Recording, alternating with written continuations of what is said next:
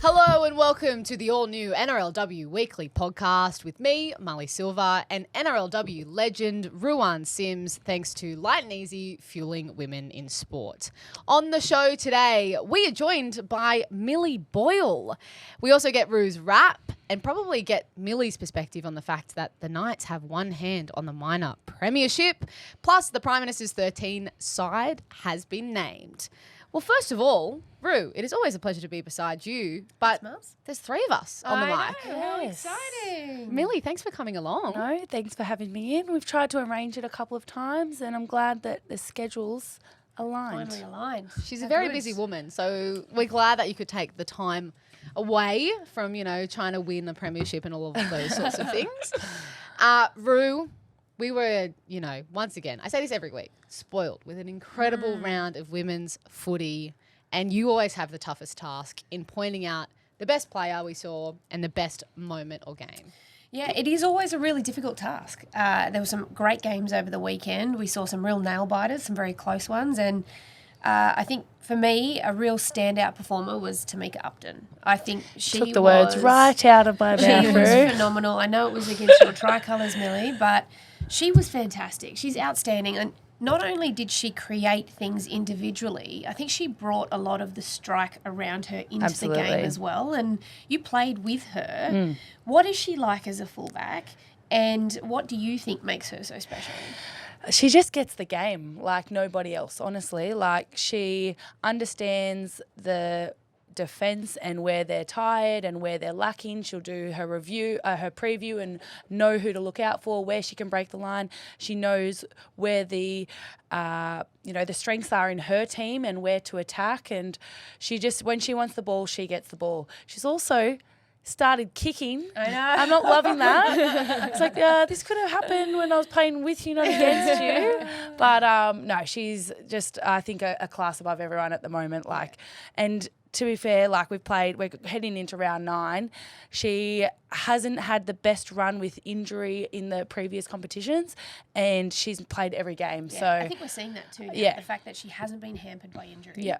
Every single time she takes the field, it's like she makes a 10% jump in what her output is. Exactly. And I think that's amazing. Yeah. So I think that's why she was my player of the round, and sounds like Millie agrees. So that's good. I'm on the right track. Yes. And sorry, Mills, but it was moment of the round was the Knights' victory over the Roosters. I think, we always knew it was going to be a tight game coming into it. I'd obviously tipped the Roosters before I knew that Millie was out as well, and I'm going to embarrass her. But I know that when you're in the middle, it adds a lot of starch defensively and a lot of leadership. And sometimes when you have a player of the calibre of Tamika Upton opposite you, she can pick apart the middle really, really easily. And she sees those slight misadjustments or misalignments, and she has got the pace and the skill to take advantage of it. So that's why I think you were a massive out for them on the weekend. And I tell you what, though, doesn't it make for a great preview for what the finals are going to look like? Absolutely. So, and I think also the crowd in Newcastle turned up 2 days in a row to support both of their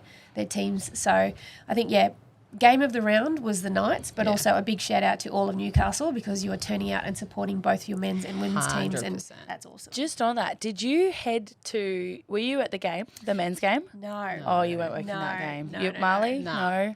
Looked unbelievable. Oh my God, the scenes there, all throughout the day, everyone's getting the old Knights jerseys out. They're walking around town. They're loving it. Yeah, they're getting around the boys. The boys will be down for a swim, and they're like, "Oh, the best tonight, mate!" Like they're best mates. It's so good. I love it. And it was the hottest ticket in town. Everyone wanted to go. Everyone was watching it in the pubs and wherever they could. It was just bloody nail biter though, wasn't it? And really spewed watching that game.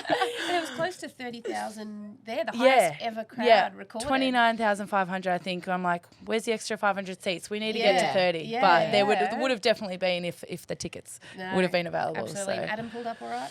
Look, he's walking wounded, but I think they all are. That extra 10 minutes as well. Brutal. The finals, I'm not sure if that happens in the girls with finals where it's extra time, not golden point. I'll have to have a look. Yeah. I'll have to have a look. Because that is an extra 10 minutes on footy and then after. If it's still drawn, then it's golden point as well. So I will research that. And personal opinion, I actually like it more. Yeah, it's more Makes of a more leveler. It's more of a leveler because if you win the toss, that's just luck. Yeah. And then you get to decide whether you kick or receive. You're going to receive. Yeah. And it goes for 5 minutes. You get 3 sets. The other person gets 2 sets. You're going to have the ball more. You're going to get closer. It is good to see, I think. And it also, instead of breeding, going for the 1 point. Just the 1 point. You just play footy. Yeah. You just play another 10 minutes of footy. Yeah. So, I prefer it. I think it's great. I love Golden Point, though, as well. Yeah. But, I think it's a really... Thriller. It adds a lot of fatigue into the game, which then opens things up a little bit. And into the crowd. Heart rate. Heart rates. Plenty of heart racing action. Back to the women's competition for a second. On that game being sort of, the big standout of the round, the Knights v the Roosters. Millie, I do want to put the question to you because you had the unique perspective of watching your team on the sideline, not where you'd like to be from with that shoulder injury. First of all, can you give us an update on the injury, how you're feeling? And then, what did you see that I guess you have to focus on when it comes to facing the Knights if you see them in the finals? Yeah, I think that was easily the Knights' best game that they'd played. They were definitely up for the occasion. It's always there's a lot of emotion in that game. A lot of the players that did play at the Knights now played at the Roosters, and they've all crossed paths somewhere. So it's going to be a highly anticipated game.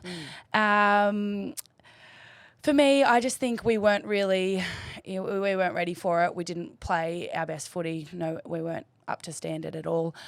We also had Jess out, so that's a big up. She does so much work in not only attack in her yardage carries, but in her defence as well, and shutting down, out the back options. And so that's a massive loss for us. And then, I think we just didn't want it as much as they did, unfortunately. And it's the good thing about it being a bit of a longer season.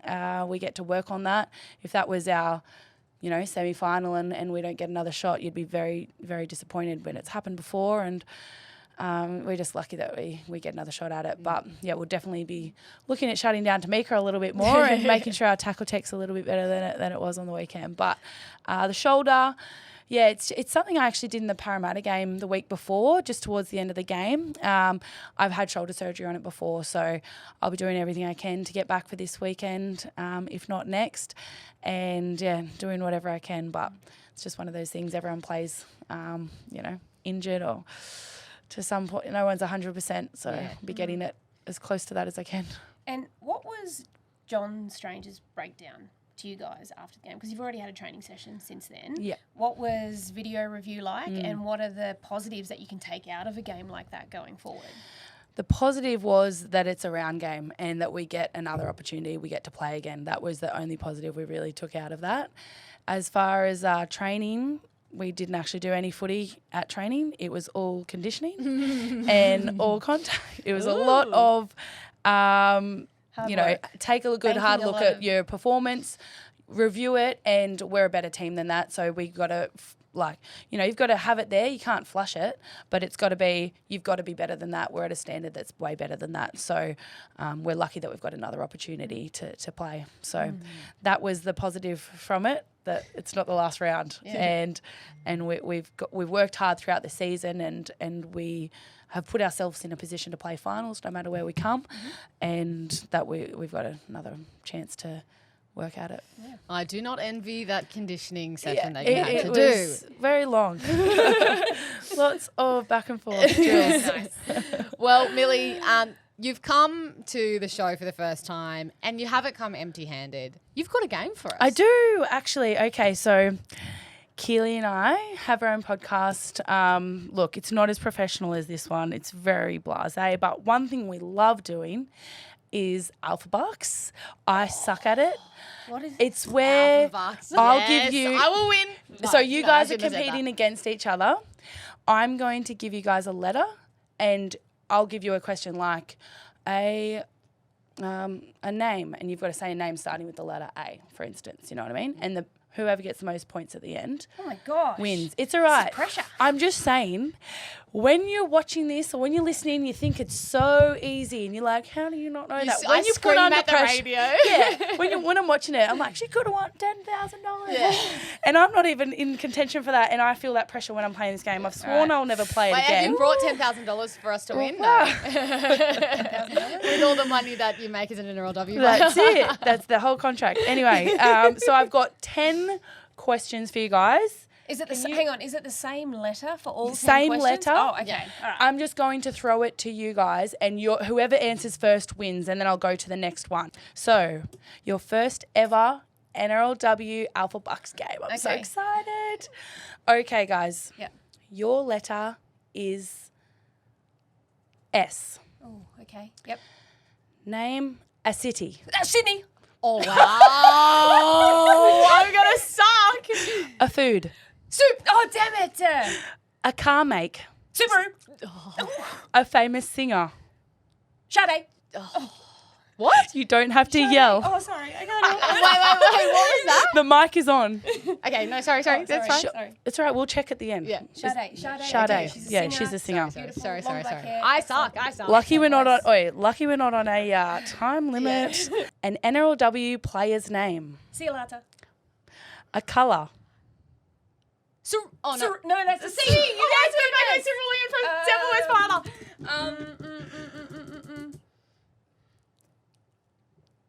I want to say Simply Red. What's a colour? A colour starting with S. It's like... pass. You can pass. You can Okay. pass. We might If have you to both pass. pass. We're Yep. both going with this one. Something you do on the weekends. Ski. Something you wear. Skirt. Oh. A famous actor. Sydney Portier. Oh my goodness, that's a A good one. sport. Soccer. I think we've got a suck. clear Yeah, winner here. Wow. Well done, Rue. I'm so confident. and closer. Yes, For someone who's Rue's never the heard champion. it or played Alphabucks, well done. That was the best first entrance I've ever seen. And you're like, you're 100% right. The second that you're in that, you're like, oh, this is so easy. You think and then so absolutely not. easy. What's Absolutely a colour not. that starts with yeah, S? this is what we do after. Sepia. Oh my goodness. Sepia.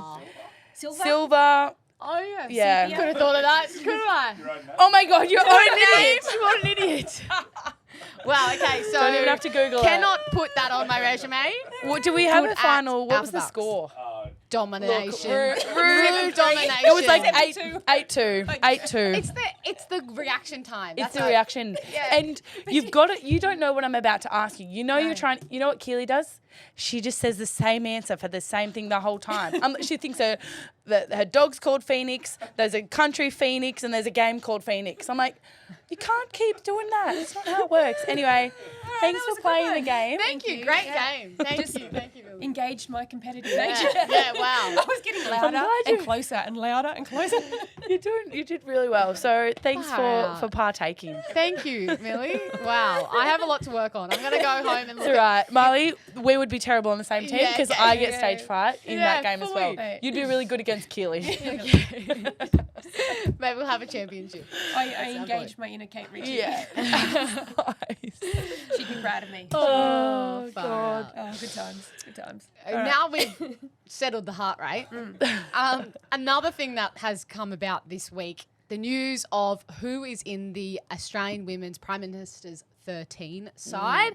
So this side, it's representing Australia in the Prime Minister's 13. It's generally made up by teams that will not be playing in the finals. And for starters, are there any surprises in this team list or, particularly some people that we're really happy to see there? I think Tegan Berry has earned some recognition like this. So seeing her from the Dragons pulled in, who else? Yeah, I think for me personally, Tegan Berry was an easy starter to come in. Emma Manzelmann was another one who I thought definitely deserves this position and was really happy to see Bo Vete-Welsh and Jakaya Whitfeld both get selected in this squad because I think they have been, Bo especially coming back from injury, she's been there before, and to see her come back and play well, and Jakaya obviously coming across from Union into League. This is only her second season, I think, of League. And she's a weapon. She's fantastic. So I think she's great. Cassie Toy-Hiku. Yeah, she's weapon. so fantastic. I love her. And Christian Pio. Yeah.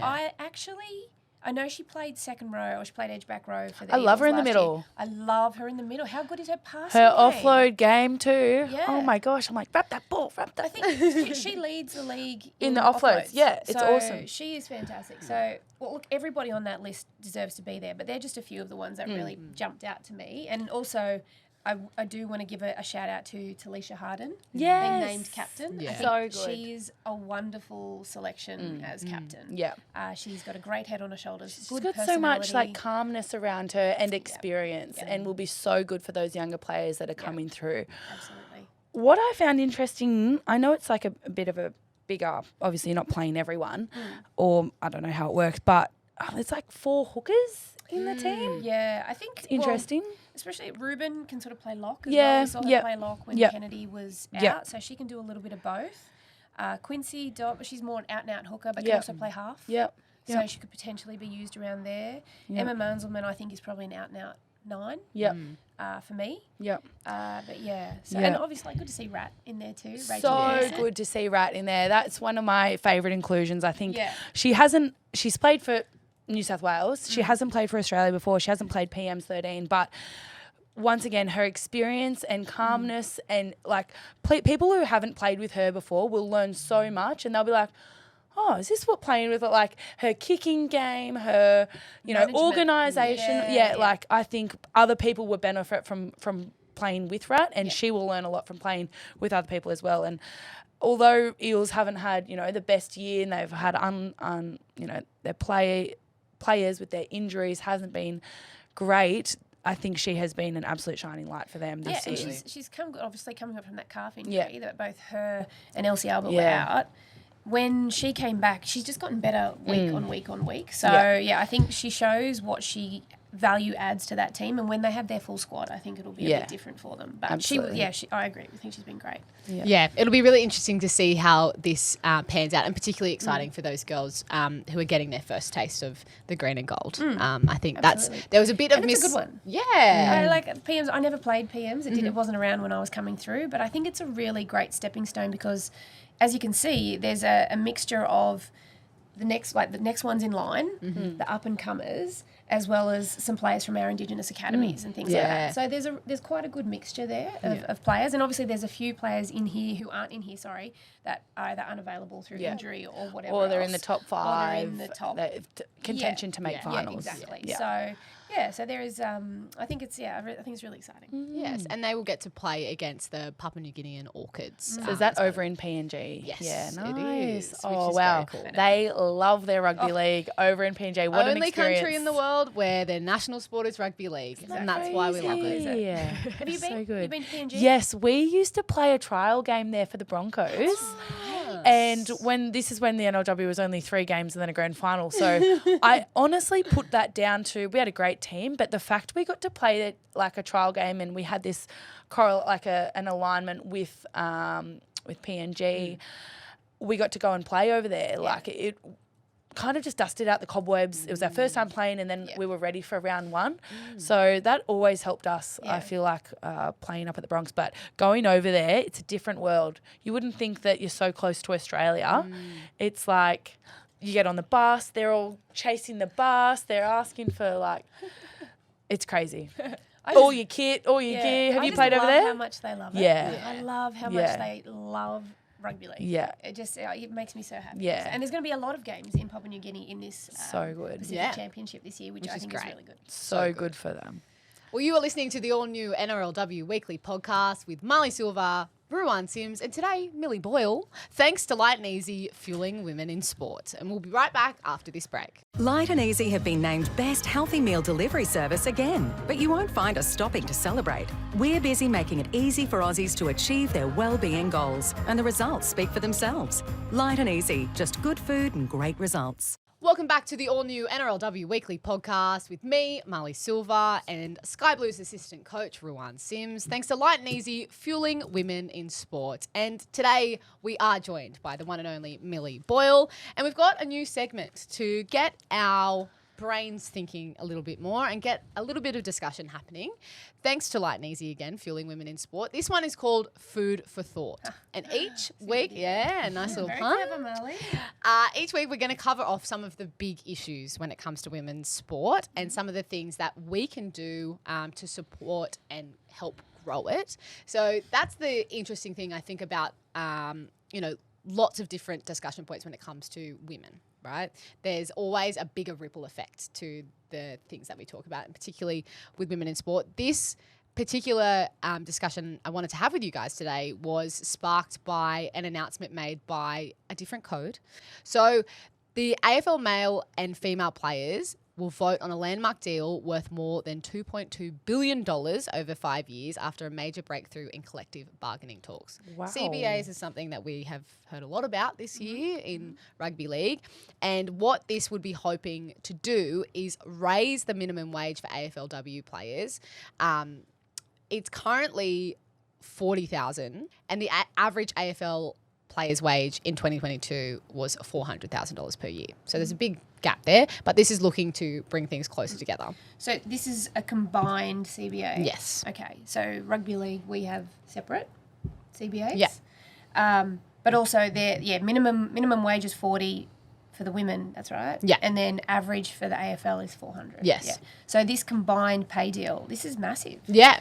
I mean, surfing in 2019 went for pay parity. Yep. Tennis? Yeah, 2019. Tennis is going for pay parity too. And cricket, I think 2021 they increased their minimum wage to 40,000. That was in 2021. So there's been a lot of movement around this space. And I think when you see an increased investment, and I don't just mean into the clubs that are putting women's teams in, but I think when you see an increased investment in the players themselves, as well as the programs at the clubs, like this is sort of the next step that we're looking at for NRLW, right, Mill? Mm-hmm. Like we're looking at increasing salaries for players, but then also employing staff full-time for women's programs in NRLW. And I think when that happens, the landscape will shift immensely for the game. And the players will then become almost full-time or as close to full-time as possible. And I think that is a really big and important step for the future of the game. I agree. I think that the coach itself, they need to be full-time. If they're not full-time, that is number one because they are constantly looking at players, keeping on top of form, developing their strategy of how they want to play and everything in between. I think the next people that need to be full-time in women's, including the players, I think it is the staff. It is your S&C, your physio, your medical, that can be across girls playing, whether it's other sports outside of their contract or whether it is, now that we've got contracts, that's not really a thing, but, in the off-season, making sure they're up to date, making sure their injuries, making sure they're doing their rehab, making sure they can get treatment whenever they need. Those type of things I think are priority before we just say, we've got all this money and now we're going to give it to all of the girls, because girls need to be professional before they be professional. So, and with that, we need the staff there to be able to push that. The actual program. The program. Time and fully funded. Yeah. The space and everything. Whenever we talk about pay equality in sport, that tends to really set a light under the kind of people who are not as supportive of women's sport and the sexist. Let's not, put it anything other than that. They usually come out and they go, but they don't bring in enough revenue, so that's why the pay's not there, and et cetera. So I think it's really important that both of you have pointed that out. It is about the system. It's about the support structures. Yeah. So we can get to, we're all realistic. I think the NRL was really criticised when there was less teams in the competition because they waited that bit longer to make sure that the quality of the product was really strong. And we're seeing that this season. So this is, again, that's a stepping stone to make sure that the girls, you guys can be full-time and be fully supported in that. So I think it's a really good point to point that out. Yeah, and that's right. It's about the program being full-time, and then the players will naturally be full-time off the back of it. Yeah. Exactly. And I think if we're looking at, it's 10 teams now, next year things are going to look a little bit different to the way they did this year. And then in 2 years' time, it's probably going to look different again. Yeah. And I think, if we're talking expansion, either adding more teams or just increasing the amount of games that the girls are playing, then they need to be remunerated for the work that they're doing because it's a longer season. There's more that they are required to do. It's less possibility of having full-time employment outside of it. So there's a lot of moving parts, you know. Yeah. And look, you know, a lot of people when they do talk about revenue and generate all this sort of stuff, it's like the men's game didn't start where it is now. Exactly. Yeah. It didn't prop into the world as you see it right now. It started somewhere. Yeah. And we're starting somewhere. Yeah. We started somewhere in 2018 and now it's growing, and we have to change and we have to adapt and we have to build and grow with it. And I think we've spoken about this at length as well. Women's sport is, I think it's like a 1 to 7 ratio with like when you invest in return. Yeah. So when you invest in women's I sport, don't know odds, but they're good. $1, you invest $1, you're going to get 7 back. There you go. And so it speaks for itself. It has legs, and it's not. We're not going anywhere. So And we're just going to make it bigger and better. Agree. And like, we're not talking massive amounts of money. We're talking the minimum salary right now. A salary cap 30,000. for the females team is $900,000. We're not. That's for a whole team. So we're not talking 24 of 24 plus your and your 4 development and then things like that. So it's actually not that. We're talking, let's increase the minimum and let's increase it by a tiny bit. The minimum's $28,000 or $30,000. So it's not like we're asking for $300,000 for players. Nothing like that. But in saying that, I think when you look back, like, yes, $28,000, for the minimum salary right now looks like a lot. But if you look back in the day and look at what things cost back in the day, and now we're only getting $5,000 for the year. I'm like, but that $5,000 for the year is equivalent to what this minimum is now. Like inflation, cost of living. Yes. It just is what it is. And I think that the more that we develop the teams, the structures, make it more professional, the rest will come, and we'll get players from other sports. We'll get people taking it more professionally themselves. And that's the thing that we've got. I honestly believe that rugby league has the ability to become the premier women's sport 100%. in Australia. Yeah. We really do, because we've got potentially at the moment 17 clubs, and if you have if it goes to full time, then you've got a top 30 plus your players coming through. There is significant opportunity for other athletes to come across and make a career out of this. Yes. So I think if we keep tracking the direction we're going, we're going to get there. So I think we've got plenty of room for growth, and I think we've got plenty of people making good decisions at the top, and that's why it's flourishing and moving. And then these guys are putting on a show that we can sell at the end of the day, and we can't stop talking about it. Yeah, you guys are talking about it. It's great. And we're like, look. And I think to finish with this one, it is about the opportunity it presents. It's not this negativity focusing on what it hasn't happened, but this opportunity to head down that path, that positive path, I think. And I like to, hone in on that fact. It is very much an opportunity. Plenty of food for thought in this one. We're definitely going to be bringing this chat back, because I think we could talk about these things for a very long time. Oh, we're going to bring this and Alphabucks. Yes. Is that what it is? It should be a weekly seg, guys. Even if I'm not here, carry it on. What Keely and I do is we just do it against each other. Yeah, so nice. you guys can just pop So it in who there. asked the questions then? We have the same list of questions, and then we'll just choose a letter and do it against each other. Right. And then someone sets a timer. Yeah. All right, it is now time for us to preview this round 9, the last round of the regular season in the NRLW, and you can catch all of these games live and free on 9 and 9 Now. It all kicks off on Thursday night when we head to Campbelltown and see the Tigers host the Knights. Rue, what do you expect out of this one? Yeah, I feel like the Tigers made a pretty good showing. They made a good surge last week. So, look, we're having a look at the team list. The Knights are bringing the thunder. They're not resting anybody. Everybody's coming out to play footy. And off the back of the way they played last week, I think they're going to get the win, even though it is a home game for the Tigers. Yeah. But, Tamika Upton was on fire last week, and I think Georgia Roach has really found her feet in that number 6 role for the Knights. I quite like the way she's been playing some foot. She's a good defender too for a half. I don't mean that disparagingly. No. I mean, she's a very Well, good they get a lot of traffic ran out them by big people. So, but she holds her own. She's a good defender. And, obviously they've got Tay Predabon starting, but I actually like her coming off the bench, bringing that punch. I think she's better off the bench, personally. I think some people are and some people aren't. Yeah. And I think she just adds so much go forward. She can change momentum. Yeah, she's got a lot of momentum when she gets on the field, especially against some tired middles, for sure. Absolutely. And then for the Tigers, I've spoken about Bo when we chatted PMs. So glad to see her back playing footy and just enjoying herself. And hasn't Kezzy been killing it on the edge? She just missed the one game through the HIA. But try again, pretty much. Good. I know. After that little stint back in the middle, she goes, no, I'm a second rower. I'm Kezzy from Bega, the second rower. So I think she's been killing it on the edge for them. And again, we've spoken about Christian Pio and her offload and just her ability to ball play, which is really strong.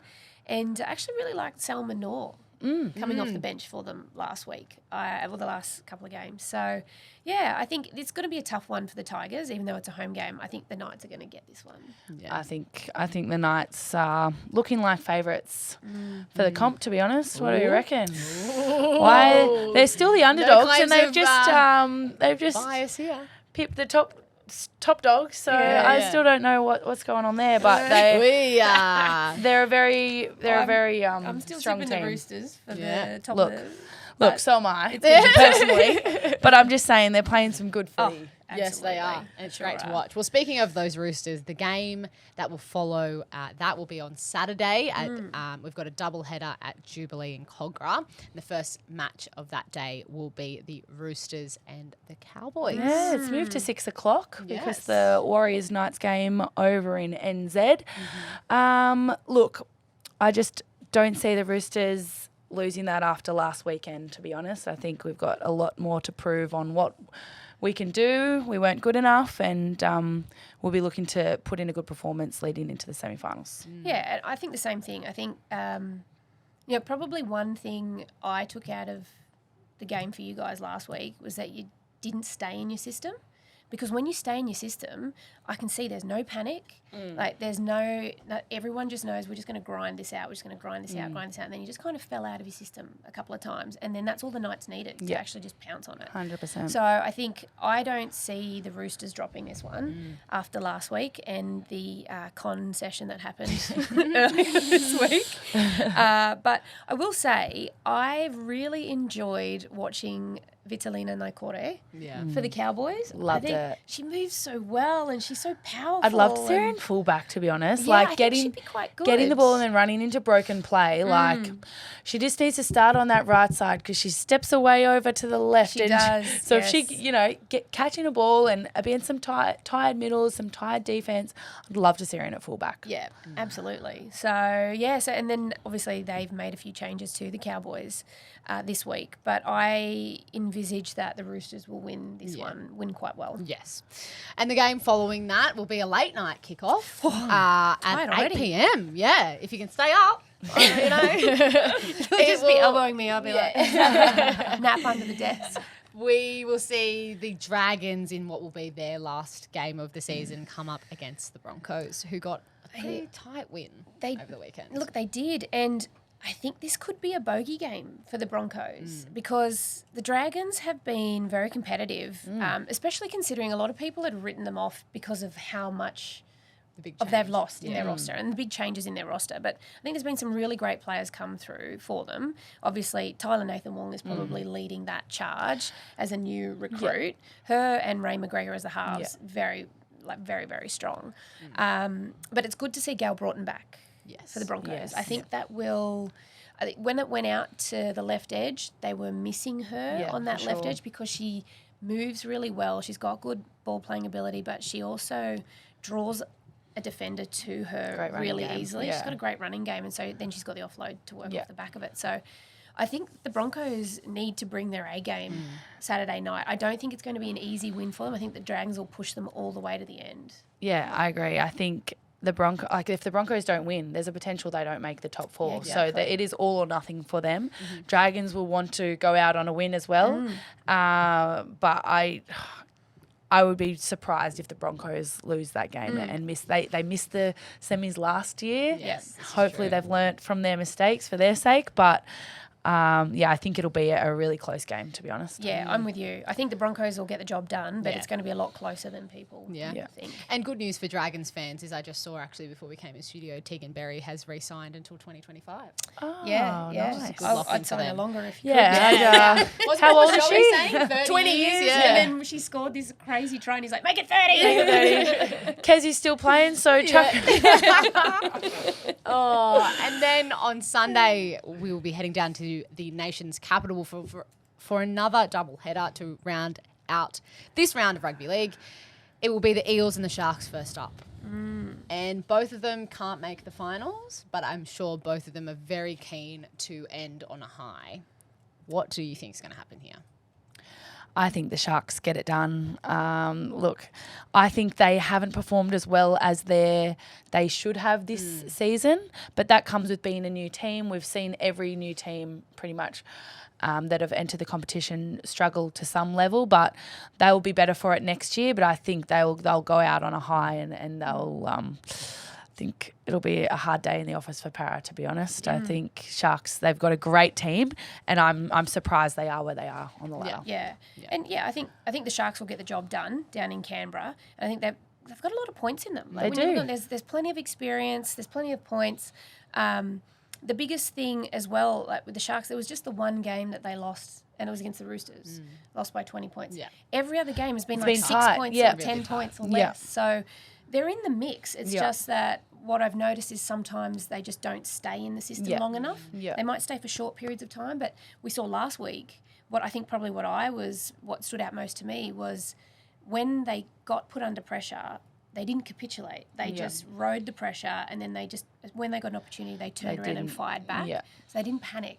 And that's I think if the competition was home a little bit longer, some of these teams you see will start rising to the top and pressure. But it's I think the Sharks will get it done. But the Eels, they've had a tough season. They've had a really tough season. But some real positives for me. Obviously, Rachel Pearson getting back into some good form for them, pushing them around the park. Kimberly Hunt. Yes, been she's really in good. Prime Ministers. She's in the PMs. And Cassie Toi Hiku, massive.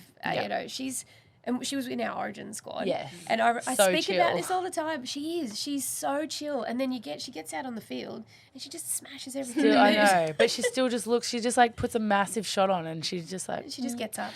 We were actually chatting this morning saying, imagine seeing her with her hands on the ball a little bit more in at 6.